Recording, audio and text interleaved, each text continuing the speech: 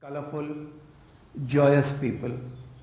But the fact that sometimes is underlooked in the security environment is that Pakistanis are joyful people. They, they want to be happy.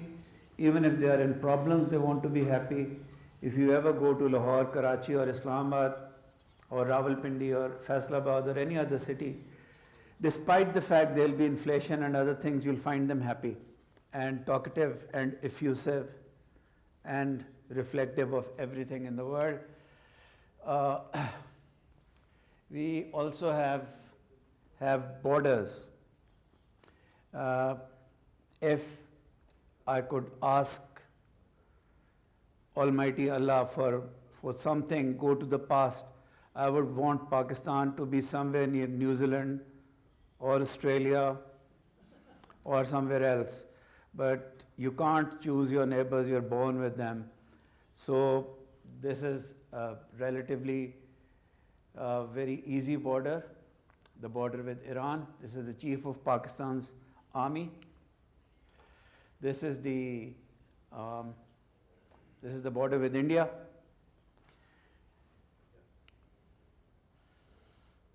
This is Kashmir. So there's a national border with India, then there's a line of control. Sometimes when we describe ourselves and foreigners describe us, they talk of twin borders. Actually, we are blessed or fraught with quadruple borders of problem, maybe 4 borders. I think some of the slides are up and down, Awais, but fine. So Pakistan has a border situation, then Pakistan also has a very, very vibrant democracy. So this is the recent Supreme Court, and the Supreme Court is hearing 2 or 3 cases right now which are of fundamental constitutional importance to Pakistan, and it's broadcasting it live. It's being broadcast live. So every Pakistani is hearing what this is because of the new judge of the Supreme Court who's very vocal and is a constitutionalist and has a history of being a Democrat. So in the power equation of Pakistan, the judge of the Supreme Court, Qazi Faiz Isa, is now a pillar in decision making. The lawyers' movement, the only country which restored a deposed Chief Justice on the street. They removed the Chief Justice. This is back in 2007. I'll not bore you with dates. They restored the Chief Justice and they got rid of President Musharraf, all in one go. Oman, historic relations. There are many pictures, many visits. We live in each other's hearts. The foreign policy is more or less similar. You have taught us to be quieter than we usually were, and we've learned a lot from Oman. As I speak today, all the EU foreign ministers or their representatives are in Muscat right now. They're going to discuss Palestine, not in Geneva or New York or Delhi. They're going to discuss the recent crisis in the Middle East in this country. I mean, I think they're meeting right now. I think it's the GCC meeting with the EU. That's your importance. At a very local level, the Foreign Service Academies of both our countries are going to exchange diplomats. Probably your first diplomat is going to be nominated in a few days, and we would welcome him or her with open arms and as a special brotherly representative. The navies, needless to say, the armies and the intelligence and even the Air Force are coordinating, collaborating with each other. Sometimes we don't display it on newspapers, but we are. You're all familiar. We are very proud that we were able to rescue 2 of our Omani brothers recently. We love our cricket, we love our hockey, we love our squash, We are a sports playing nation. You know, one of the fondest memories for me which I have collected in Oman is in Salalah, where you have a wonderful hockey stadium. The Asian Junior Hockey Championship took place in Salalah with drums. I've never seen hockey being played with drums. I mean, with drums in the background. The atmosphere was electric. So Oman is going to be a force. I pray that in the next World Cup of cricket, Oman is going to beat the nations to qualify for the World Cup. You have a very, very good cricket team now. If you pay a little attention to it, it will be in the next World Cup. We love our songs and dances. Pakistan is a conglomerate of a westernized elite, Pakistani culture, which is Islamic, then extreme Islamic culture, an extreme westernized culture, and all shades in between. So it's democratic, it has four problematic or four borders it needs to pay attention to. It needs to have a military, it dances, it has cultural differences, and it's a democracy. So it's a very problematic mix. When I fly down from Lahore into Muscat, the moment I get into the roads of Muscat, I sometimes pray that Pakistan would be as cool and as calm as Muscat. But we have our own history. Fashion and fashion. Philanthropy. The most philanthropic nation in the world. It doesn't give to government, but it gives to all private charities. This is the cancer hospital of Mr. Imran Khan, the Shaukat Khanum Cancer Hospital of Pakistan's former Prime Minister, who might become the next Prime Minister. Aga Khan Hospital, Shifa, all of them are now trying to make campuses or make representative institutions in Muscat. So they're coming to Muscat, their initial teams have come, and inshallah, soon we'll have a representative hospital which would reflect Pakistan's excellent doctors. We have the finest doctors in the world. The highways and the roads, when you look at Pakistan's UN indicators or human development indicators, they somehow miss on Pakistan's excellent communication structure. The four provinces, one of Pakistan's highlights is they are so closely linked with roads, with highways, that it sometimes gets missed out on the development side. This is a problem for us also. Our former Prime Minister, I'm going to be so frank, I'm not going to mince words. Our former Prime Minister was on a reparative mission to Russia. Only Putin knew that he was going to attack Ukraine the same afternoon. And as the Prime Minister was meeting Putin, Russia attacked Ukraine. That led to a lot of criticism from the West, but of course, we could not have known. So we have to take sides here. These are our borders, just to tell you.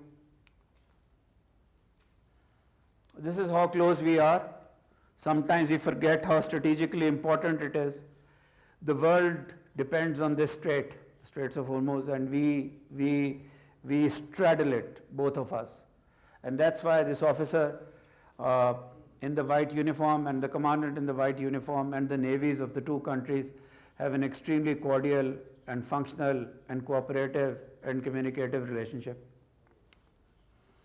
The founder of Pakistan was found not on the battlefield or grounds, it was found constitutionally. Some of our new generation doesn't realize that Pakistan was found in reports, in constitutional reports. What would be the rights of the four provinces? And that's how we found the state of Pakistan. these are all the details of the minute constitutional discussions. Pakistan's founder was two things. He was a politician and he was a lawyer, a westernized lawyer. And he got Pakistan by fighting on Western principles of democracy and of federalism, because India would not give rights to the Muslim Northwest and the East. He kept on trying for a federal system, but the Indian leadership wanted a centralized system where Muslims would have no rights. And nowadays people thank Jinnah that he did what he did.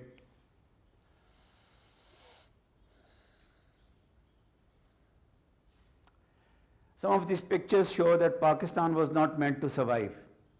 Pakistan was given as a gift to let the British go, and Pakistan had nothing. No industry. Pakistan had jute, had cotton, rice, nothing. It was on the hinterland with Afghanistan, underdeveloped provinces. The largest province, Balochistan, was not developed. So Pakistan survived because of the Korean War. Because of the Korean War at that time, the prices of jute and cotton became so high that we did not economically collapse as the British and the Congress leadership thought. And we survived. But we have survived with a security dilemma. We were born with a security dilemma. We live with a security dilemma. The security dilemma is, on one side we have to protect the integrity and the territorial integrity, political integrity of the state of Pakistan. And on the other side, we have to lift the people of Pakistan into a modern state. So that's a classic security dilemma. And we've tried to settle our borders. Sometimes we've been successful, sometimes we've not been successful.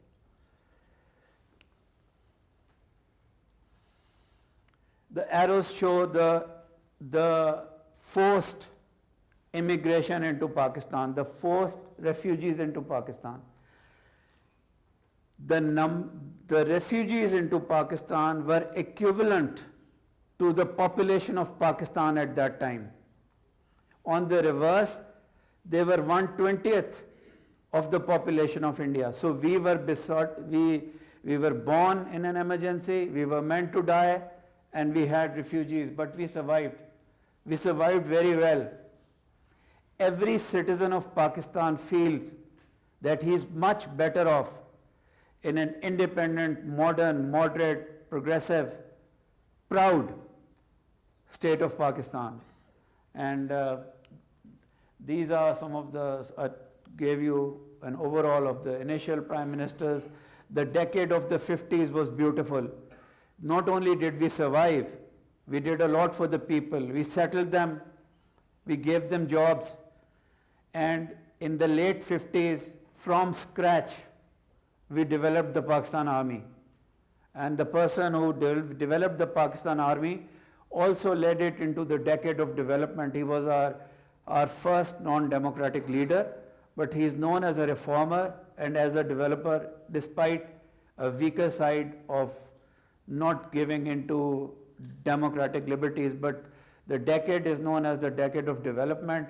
We are blessed with so much water, that we can become the food exporter of the world.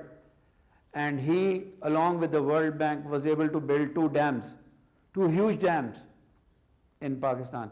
By the way, I'll keep on diverting. I was in Salalah and I saw the dam being built in Oman near the border with Yemen to stop floods there. And I tell you, when I saw the dam being built, when I saw the wall, the asphalt, and I was so proud. I had tears in my eyes when I found out that the company that was building it was Pakistani. It was a Pakistani-Turkish collaborative effort which had built a dam 1 year in advance, AZK. And I met everybody.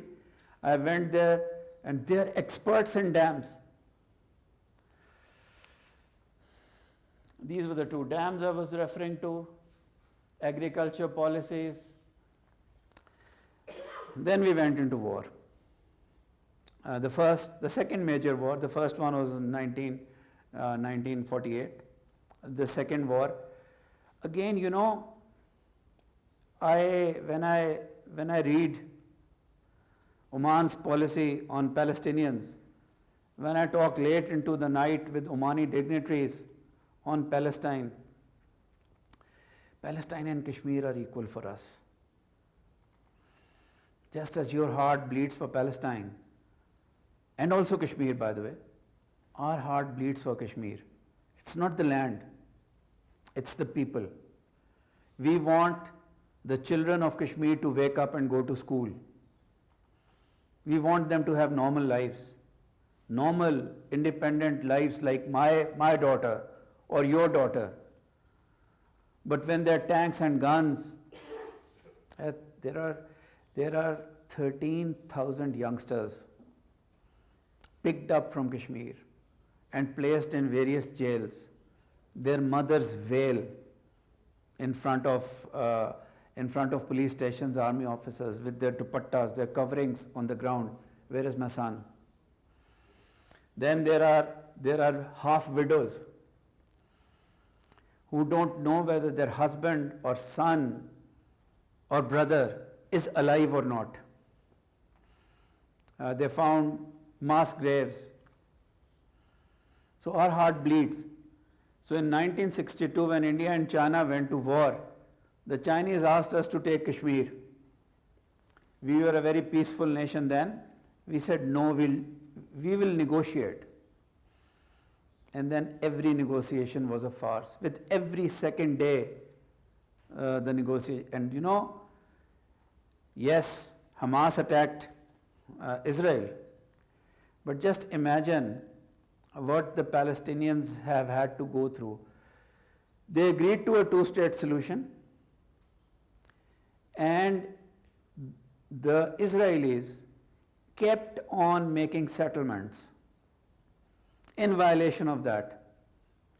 If, you know, I was in Georgetown and there was a professor, and the issue was on state narrative building. It was one of the best courses that I did. And in that, an American girl stood up and said, why don't all the Palestinians go to Jordan, to Egypt, to Syria, and just give Palestine to the Israelis? That's what they thought. Why doesn't the Arab world accept everybody? And you know, an Israeli student stood up. And he said, do you know how difficult it is when your home, your memories, your childhood, your parents, and your graves are taken away from you? And I was surprised at this. So there are people in Israel who also, but there is so much of falsity around the Palestine issue. In the Western world, there is falsity. There are books written in which words are changed, phrases are changed, and a narrative is built which portrays the Palestinians somehow as aggressors. I don't know whether in Arabia there is this Zarbul Misl, we say an idiomatic sentence that wherever there is a fire, something must have happened. It is wrong. There are totally fake stories also. There are totally fake narratives also. Can you imagine the Palestinian as an aggressor who has lost everything? So yes, Hamas went in. Yes, Hamas used multiple rocket attacks to beat their Iron Dome. But imagine what they have gone through for the decade after decade after decade. We did pretty well. We could not propagate one of our generals who was as good as Hans Guderian of the fast-moving attack. We were on the verge of victory when Pakistan again showed restraint. We were in Akhnur, we could have taken Kashmir, and Pakistan's ruler Ayub Khan, he got calls from the West and he said, don't do this, we will. And they say that mistakes of moments, momentary mistakes, are paid for centuries. We made many mistakes. One of the mistakes was not taking Kashmir then, was not taking Kashmir in 1962, because we believed in peace. This was Akhnur, the bridge. The general was under the bridge. Command was changed so that international feathers are not shaken or I mean, for me, you might not agree. 1971, they accused Pakistan of state-sponsored terrorism. The whole of East Pakistan was sponsored to rise up against. People were killed. After East Pakistan, we underwent, after the capitalism of Ayub, we underwent a socialist experiment of Bhutto. And people's rights, labor rights, and everything, many institutions went. And then we were buffeted by Afghanistan. And again, Pakistan had to pay the price of an international war. We did not ask the Soviets to invade Afghanistan, but unfortunately, we are not located near New Zealand and Australia. We are located where we are located. Refugees, you're going to ask me, I'll take the question. Pakistan has made a principal stand that the refugees in Pakistan, Afghan refugees in Pakistan who have been there for decades, need to go back to Afghanistan now.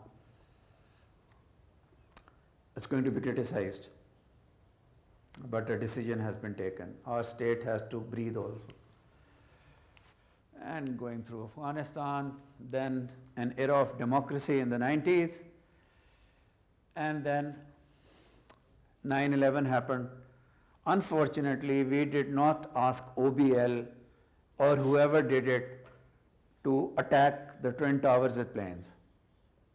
It was not us, but we suffered because we had to provide logistics for people to fly over Pakistan. We gave 2 airfields. And then these are all the prime ministers of Pakistan till Mr. Imran Khan. We are missing 2 of them. One was Shehbaz Sharif Sahab for the last 1.5 years.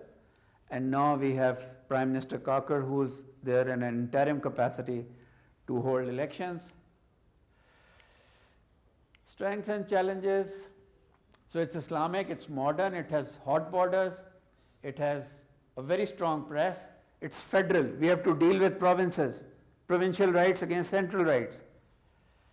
Islamic nuclear power, we had to save ourselves, so we went nuclear, and we are very proud of it. Very, very proud of it. I am proud of it. The most women-empowered Pakistani state, it's wrong, the most women-empowered Islamic state, and it's a state where women, we have 1 female officer here, but her seniors are holding many important ambassadorial positions. Our spokeslady is Mumtaz Zahra, who is a lady too. And the last point is very important. If you ever go to Pakistan, there are many senior officers who have. You'll see a country where they might sleep hungry, but they'll feed you first. They'll make you happy. They'll not let you know their problems. And I'm sure the same thing happens when a Pakistani comes to Oman. And every dinner with an honored Omani friend, the lineup of the dishes is so huge. So your hospitality probably is as great as ours, if not better. But our people are very warm. It's okay. So this was one of the amendments that saved the unity of Pakistan. So Pakistan earlier had these province center rights, but now all provinces are fine. There is no secessionist movement. Just like your leadership, His Majesty, solved all border problems and all internal problems, but yours was a case of empathy. In Urdu, they call it khuda. What is empathy called? Hamdardi. In Arabic, it would be sila rahmi, rahm. His Majesty solved it with Raham. In our cases, it was rights because we have to have that constitutional veneer to it. The same amendment somehow. And for once, civil-military relations are better than at various stages of history. This is the current Chief of Army Staff meeting the former Prime Minister. In COVID, the civil and military got together, just as it's so beautiful to see all of you together here studying. But in our functionalities too, we have now bodies in provinces and center. Am I too late? How long do I have? 10 minutes, sir. 10 minutes are left. I'll try my best. We handled COVID the best in the world. As far as our country is concerned, we have this this outstanding plan of the China-Pakistan economic corridor, which we expect to improve infrastructure and improve Pakistan's economy and development. But that's it. Until and unless it's implemented, we are hoping for the best. Women everywhere, fighter pilots, shahadat, generals, the civil service, they're probably going to outnumber men very soon, swimmers and cricketers and hockey teams, and doctors. 3/4 of Pakistani medical students are women, 1/4 are men. The women get married, and then we have less doctors. The most hospitable state, twin border, I told you, and Pakistan's nuclear deterrent. We fought, we saved our nuclear. The West didn't want us to be nuclear. Israel did not want us to be nuclear. Of course, India gets nightmare because we are nuclear. But we did it. We have a decent inventory. That's what the world says. I haven't seen it.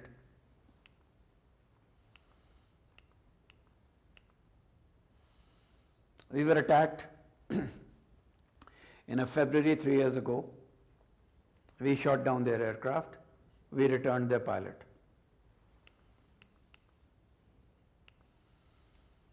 We did not attack India in 1962. We did not take Kashmir. Musharraf Saab gave a formula that would have been honorable to India, honorable to Pakistan. It would have resolved it.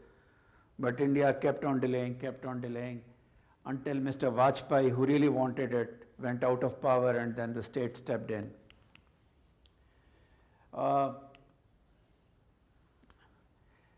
We can't keep quiet, you see. When women are abused, when these things happen, Kashmir is part of her blood, part of her soul. It's not just state policy. We are part of every good UN program. We have won against fake propaganda. Recent Indian books say Pakistan was right, Pakistan's creation was right. So we won the battle of narratives, but still we haven't won the media war. The COVID figures, we opened everything for the Sikh people, for the Indians. We gave them a corridor into Pakistan. We're fighting over inches elsewhere. We gave them a direct corridor into Kartarpur. Come, pray, be happy, go back. I could show you videos of Sikhs crying. We are happy. I want to just take 3 or 4 minutes on some recent things.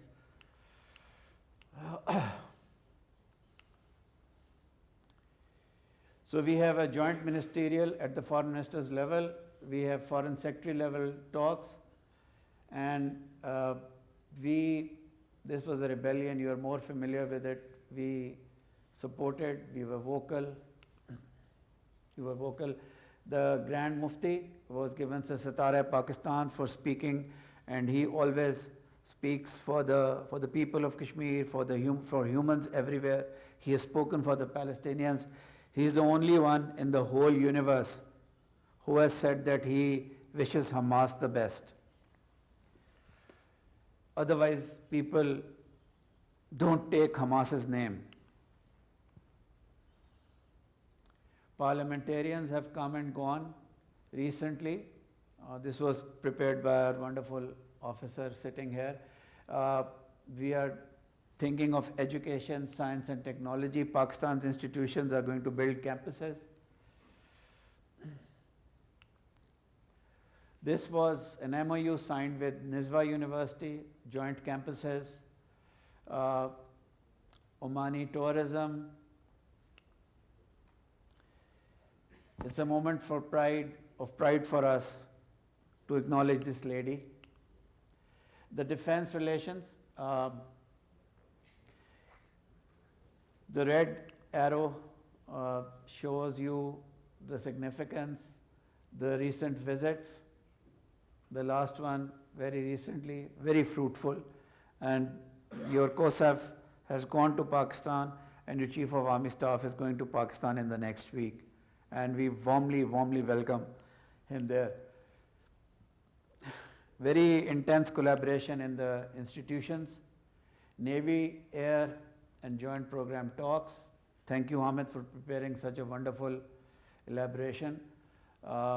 The naval exercise, the PAF exercise, and ideas is where defense production or Pakistan's defense production is shown. We are collaborating. We are not making a lot of show of it, but we are. Pakistanis working in Oman. The number is 282,766. Probably it's near 320. It's near 320,000 and increasing. In the last 3 months, according to a figure, 20,000 Pakistanis have come to Oman, and it's a destination for work and peace and liberty and humanism. Now people are coming to Oman as a first choice. This was the dam I was talking to. You know, the pictures don't reveal it. As I stood there, I was amazed, and there were 2 Turks who have built 14 dams amongst them. They're the world's expert on dams. Commercial ties, we need to do more. Pakistan needs to do more. Trade is less, but now institutions are coming in. If institutions come in, automatically the trade would increase. Figures, construction, and the Pakistan-Oman Fund, and PIA flights from Salalah, and trade exhibitions. So we need to work in these 5 fields to increase Pakistan-Oman trade. And I thank you, and Excellency, I think I finished right in the nick of time. Do you want us to have a break or shall we continue? If the honorable members of the class want to have a break, it's fine. If we will continue, absolutely. Thank you, Excellency. Thank you very much.